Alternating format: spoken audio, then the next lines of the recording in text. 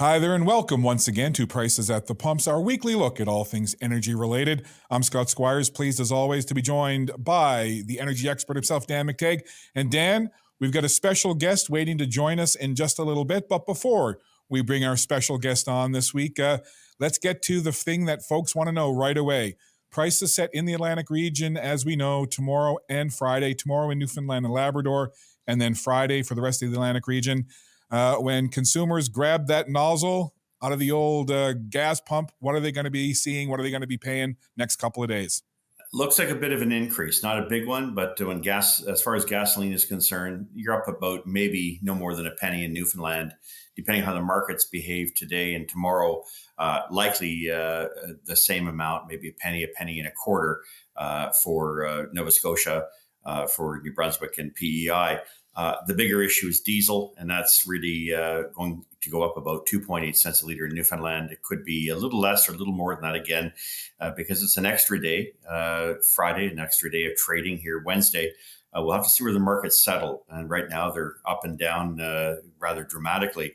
So I would say that for the rest of the provinces that see their price change come Friday, might be a good idea to top up on Thursday. And of course, if you're in Newfoundland, do so today as far as diesel and heating oil is concerned. We know that weather hasn't been crazy in Atlantic Canada, but that is going to change on the weekend. It's going to get a lot colder, and I would expect that there will be more pressure on diesel and heating oil prices more specifically. And one quick one before we bring on our guest, Dan. You and I talk each week about fundamentals and why sometimes the market for the price of a barrel of oil doesn't necessarily reflect what's going on either nationally or geopolitically.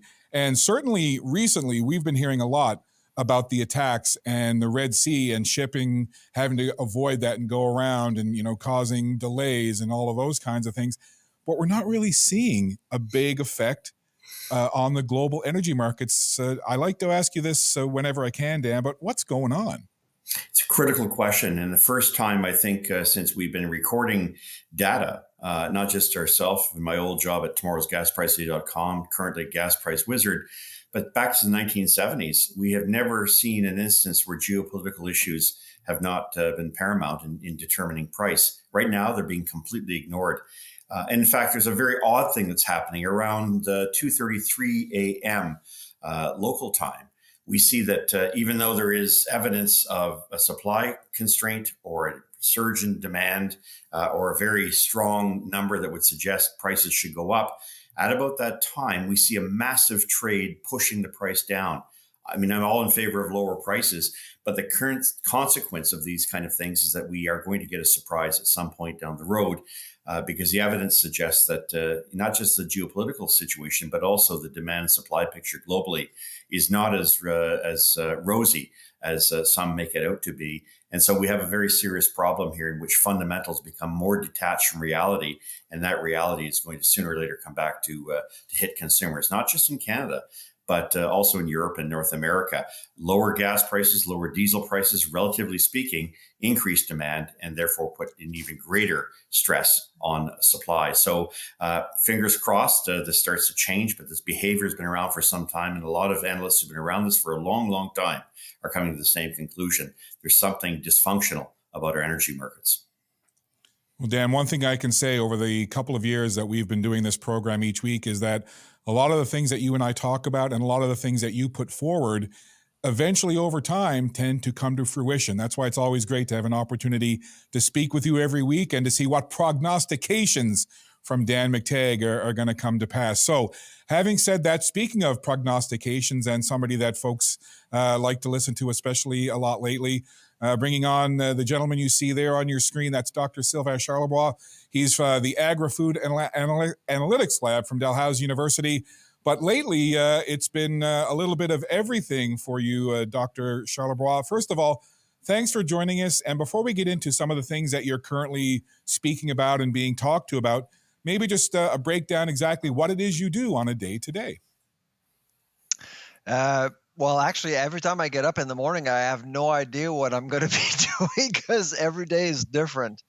But the lab's I would say the lab's focus is forecasting. It's about understanding the future of food, from both ends of the food continuum. So we look at farm gate issues, processing, distribution, trades, retailing, food service. So we cover quite a bit, and you need to cover the whole gamut to get a better sense of what lies ahead. I mean, for example, the Red Sea right now is a problem. So we're trying to figure out how logistical issues around the world, and that would include the Panama Canal, how could that impact food prices in North America and in particular in Canada? So that's kind of what we do at the lab. And so I have a team of about 15 or 16 people right now working on several projects, and it's been fun. It's been fun, and the whole idea is to actually publish and contribute to the scientific discourse around food security around the world. And Dr. Charlebois, before we started recording, I did check with you to make sure that it was okay that I refer to you as Sylvain. You gave the thumbs up. Yep. So from this point I've been forward, called worse. Me too. It shall be. Try politics, guys. So I want to get to some of the food issues in just a second, but as we have Dan here, something again Dan and I talk about each week is this push to electrification, and we understand that it's something that's got to happen.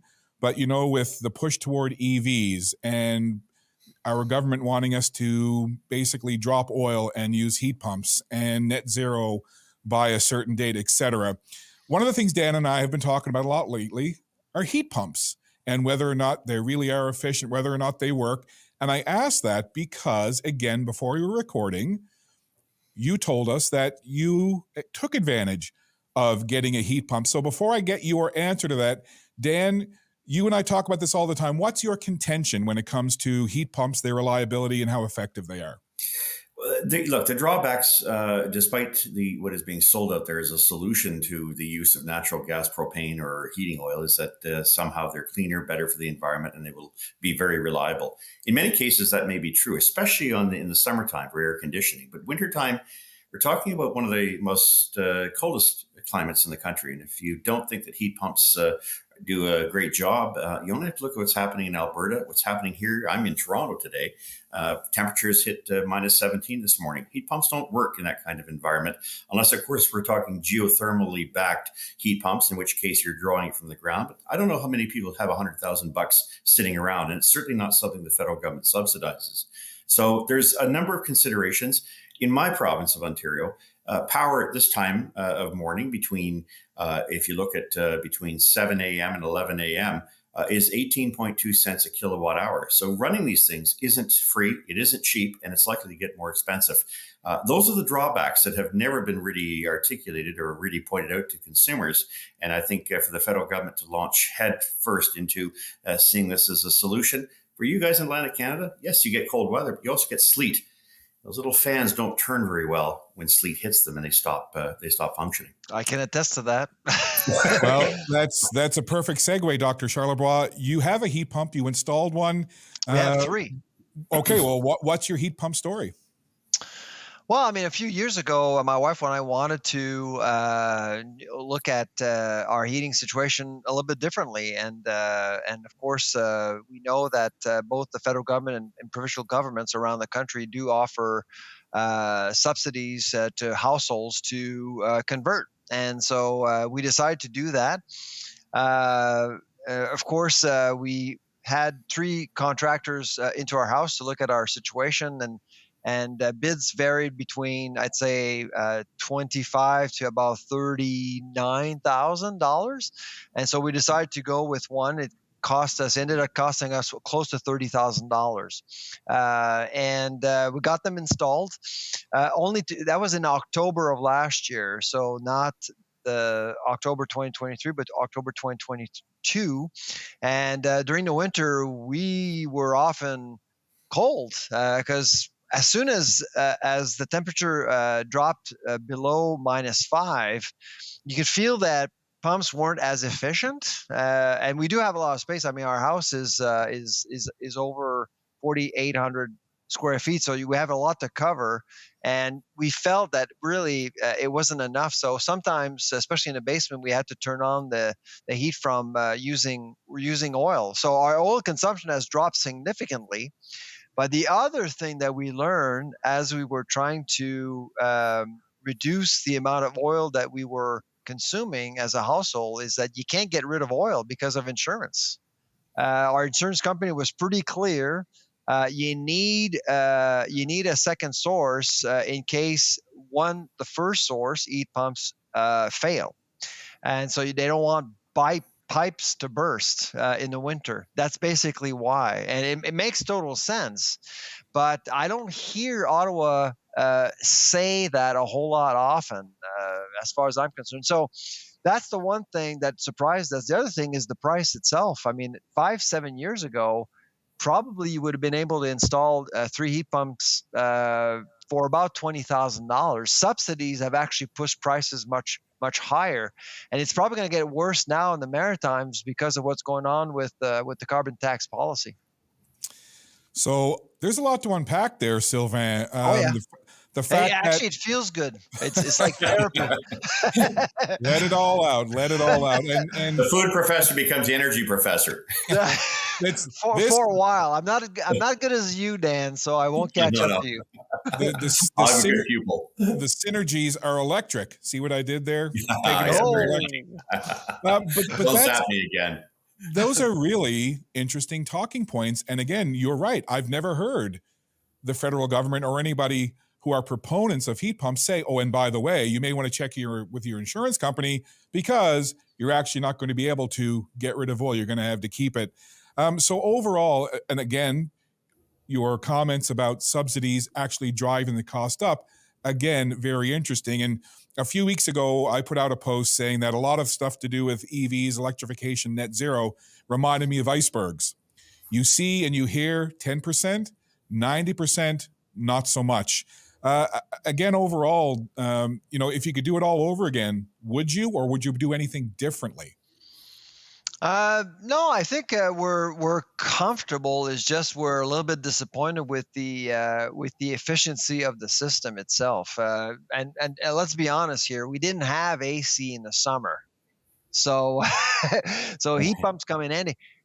In fact, when we moved to Halifax 8 years ago, we noticed that most houses for sale didn't have AC.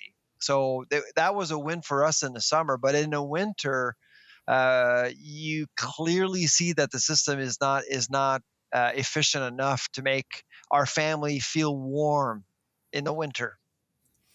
Dan, anything about that surprise you at all? Like, what are your thoughts? No, externalities have to be considered as well. Putting all your eggs in one electrical basket tends to be a bit of a problem, especially if the grid goes down, or worse, it's, as we saw in Alberta, to a lesser extent, other regions where you try to infuse them with renewables. It's interesting. Solar and, of course, wind don't work very well in minus 20, 30, 40 degree temps. And you have to have some kind of a backup. So I think it's, the illustration here is that, why would you have to go to the extent of putting in a heat pump? Yes, it will mitigate perhaps the amount of fossil fuels that you're using. But if you truly believe that, then it's actually a bit of a waste to have both. The backup, as Sylvain has pointed out, insurance companies will not allow you to just have one because they know very well. And you're in Atlantic Canada, you're very well known for the intemperate weather that brings in the kind of hurricanes that knocks out the power system for several weeks. We just saw that in New Brunswick 2 weeks ago. So I'm worried that we tend to take this great leap into the unknown. But as my old boss, Jean Cadet, used to say, you should make sure there's a little bit of water in the pool before you dive. Yeah, that's good advice. Yeah. and it's great as well, because again, Dan, you and I talk about these types of things each week, but to have someone like yourself, Sylvain, to be able to give a real world kind of analogy and experience, again, does give a lot of food for thought. Pardon the pun there again. See, I'm trying to work it all in for you guys. Electrification, food for thought. So we'll segue off of that for a minute and go back to kind of the food issues and some of what you do at Dalhousie University, Dr. Charlebois. But Dan and I, we talk about all the time fundamentals with oil and fundamentals with the energy sector and how geopolitical things should be having more of an effect, but they're not. But it certainly seems, and you reference what's going on in the Red Sea and some of the shipping lanes being shut down and, deliveries taking much longer. It brings to mind, and you hear the discussion about it all the time, and I'm not sure that a lot of people know exactly what it means, but you hear food security, what that means. As you look at things now from a national perspective, and you may even want to boil it down more to an Atlantic Canadian region because of that's where you live, but from a national perspective, with everything that's going on right now, post-pandemic, Red Sea, all of the geopolitical things, what are you seeing as perhaps the most challenging things to do with food security in this country? Yeah, no, it's a good question. So food security that concept is being thrown around a lot without knowing for sure what people actually mean by food security. And I always actually look at food security in three ways: access, safety, and affordability. So with access, I honestly don't think that most Canadians have a problem. People have access to food, except perhaps for the North, obviously. And because in the North, we all know of the challenges there. Safety, the record in Canada is actually quite strong, generally speaking. I know that we've had recalls, massive recalls recently, but generally speaking, Canada is doing very well from a food safety perspective. Again, except for the North, there's been some issues, and we all know some of the problems relate to water, access to clean water, which actually sometimes can actually make your food contaminated. So that's a problem. The big challenge is food affordability. And you have to look at affordability in two ways. On the one side, you look at the price of food, but the most important thing is wealth creation, salaries, how much money people actually have to spend. And that's been a challenge. And I'm not entirely convinced that food prices are the big issue in Canada. I think it has a lot to do with the income or the money people have to spend on food when they actually arrive at the grocery store. And the big challenge has been around, well, you guys talk about energy, but it's shelter. Shelter is another necessity of life, and shelter has been a challenge for a lot of households. So when they actually showed up at the grocery store in 2023, a lot of families, a lot of people basically had less money to spend, and they did spend less money. And I think that's really the biggest challenge in the Atlantic, in particular. I would argue that other than the North, it is probably the most difficult market to service. Why? Because everything's trucked in. Everything is trucked in for the most part.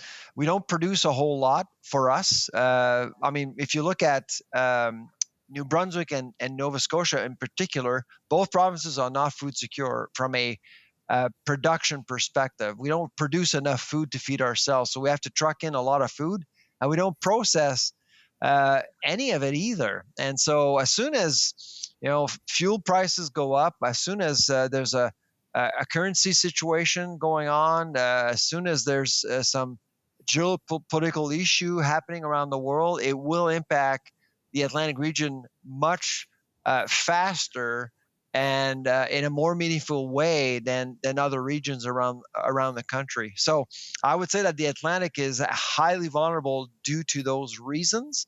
The prairies are actually are given a break because it's a flow-through corridor. You can drive through the prairies to service other markets, so you can actually make your channels, your distribution channels more efficient that way. In the Atlantic, you end up in Halifax. There's no way else to go. Basically, you have to go back, which makes the whole region more vulnerable, and of course, food more expensive here.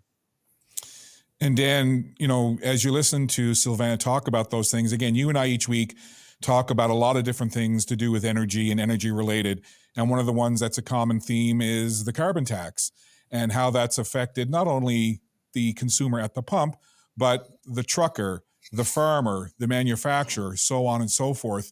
Maybe, bypass me and maybe ask Sylvain, what his thoughts are. Well, maybe I'm putting the question out there as it is. But then your contention or what you say about how the carbon tax has the ripple effect, and then perhaps Dr. Charlebois, you could weigh in on the back of that, of what you're seeing from an Atlantic perspective with how the carbon tax and other taxes for fuel and energy might be affecting food prices. But Dan, just kind of break it down from your perspective.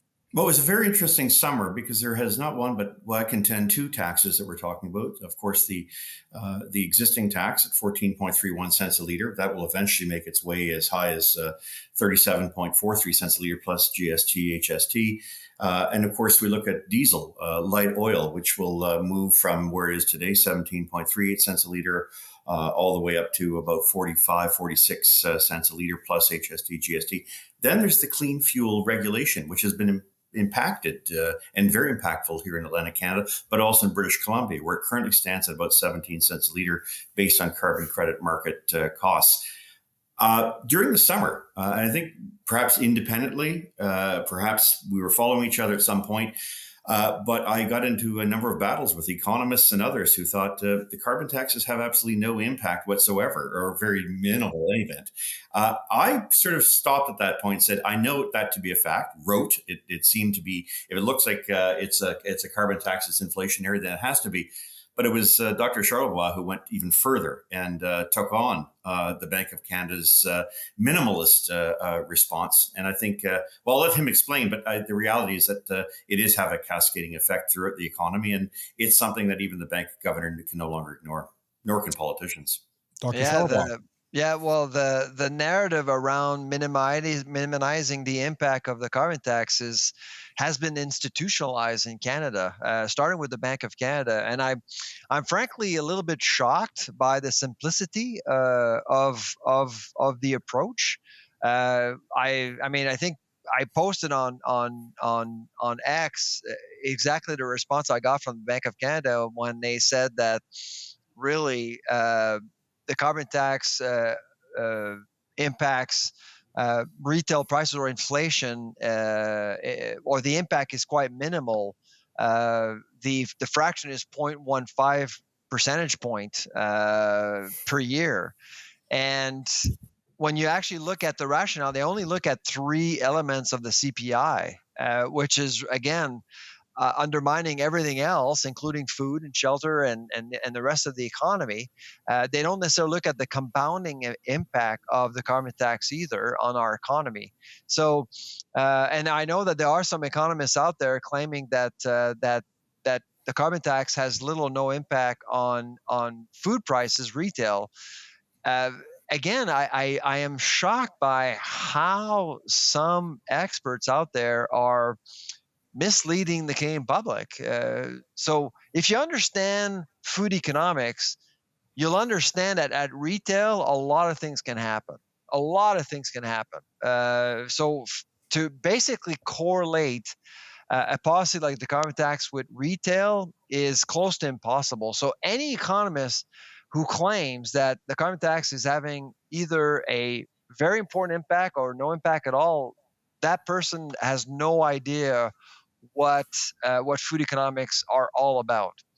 But here's the thing, and this is where I'm really concerned about this policy. And I testified before FINA and told them exactly what I'm going to say here is that I actually do think that the carbon tax is compromising our food economy's competitiveness. From farm gate to plate. I mean, I do believe that it's putting more of a financial burden on our stakeholders, which actually is going to impact eventually food security and our consumers. So again, it's hard to pinpoint a coefficient understanding how the carbon tax is impacting retail, but over time, one can only imagine that food security will likely be compromised as a result of this policy. And you can do whatever you want as a government to mitigate the impact of climate change.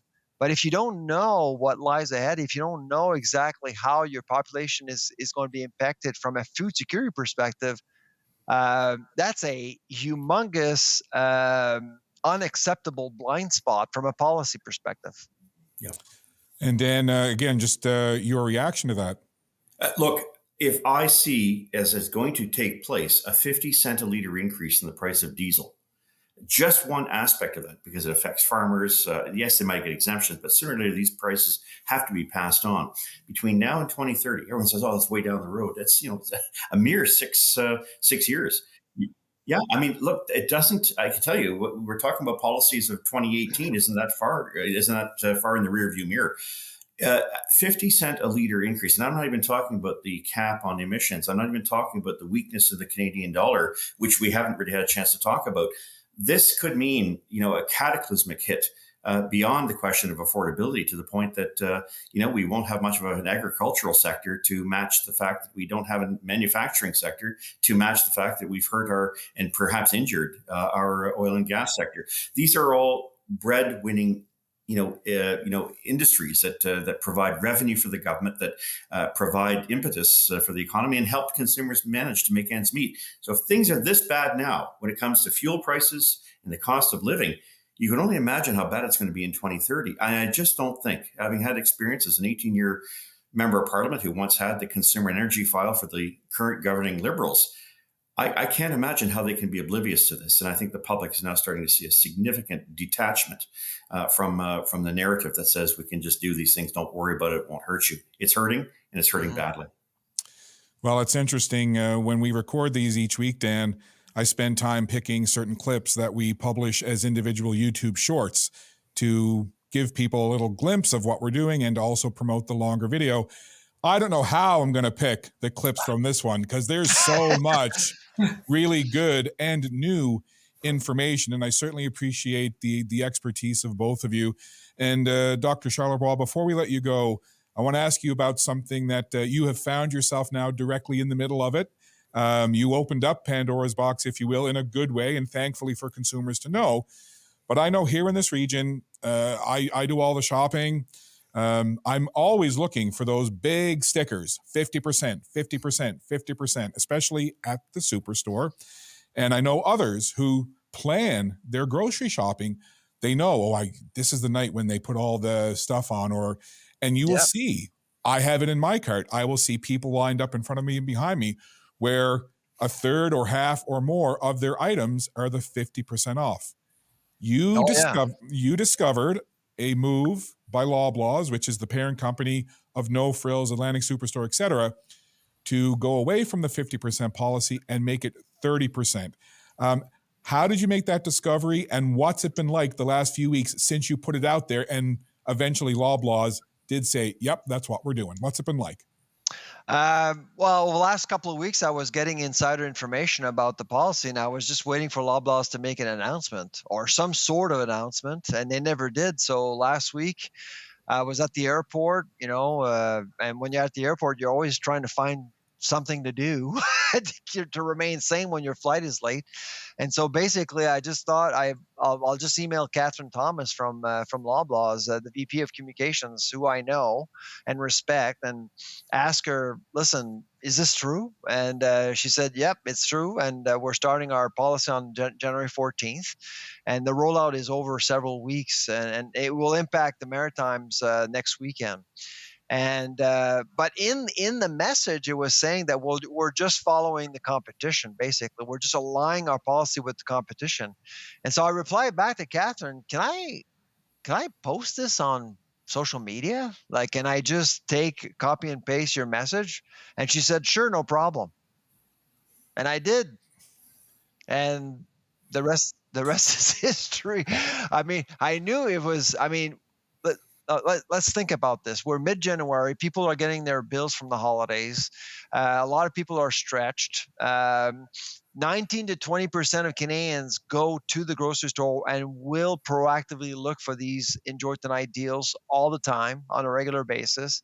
I mean, and Loblaws can buy love right now. So one would think, maybe it's not the right time to do this.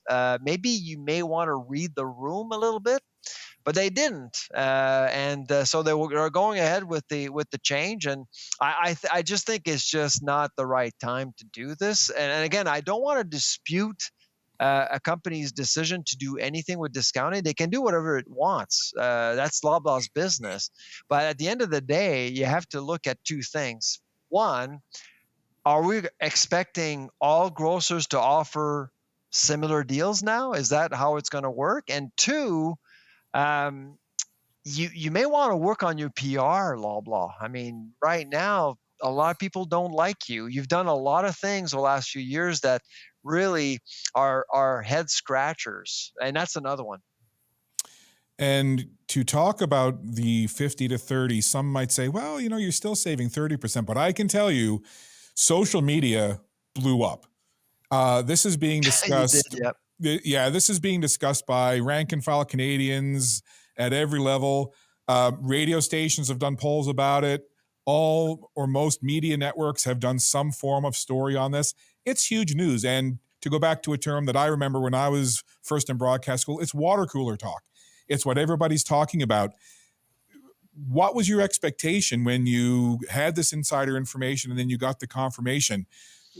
Were you thinking that it would get this kind of attention? And where do you think it goes from here? I've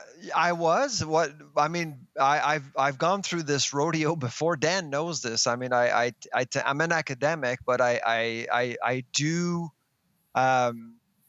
don't like when corporations, and I'm a big free marketer. Like I just don't like when corporations disrespect media and disrespect consumers. And to me, it was a little disrespectful. And the worst part is happening now. Loblaw has not spoken to one single reporter. That's it. The only thing we have from Loblaw is that email I sent out to a lot of different reporters because they were just looking for some confirmation. Reporters can't write an article without any sort of confirmation. So you can tell that this is really something. Loblaw knew that this was bad news for people, happening at the wrong time. And of course, in light of the CPI report yesterday, I don't know if you looked at the inflation numbers yesterday, they're not good. They're not great. And so things are stalling right now. And so consumers need all the break they can get. Dan, again, we're going to wrap up here in just a minute, but just again, a couple of thoughts on some of what Dr. Charlebois just said, especially to do with inflation.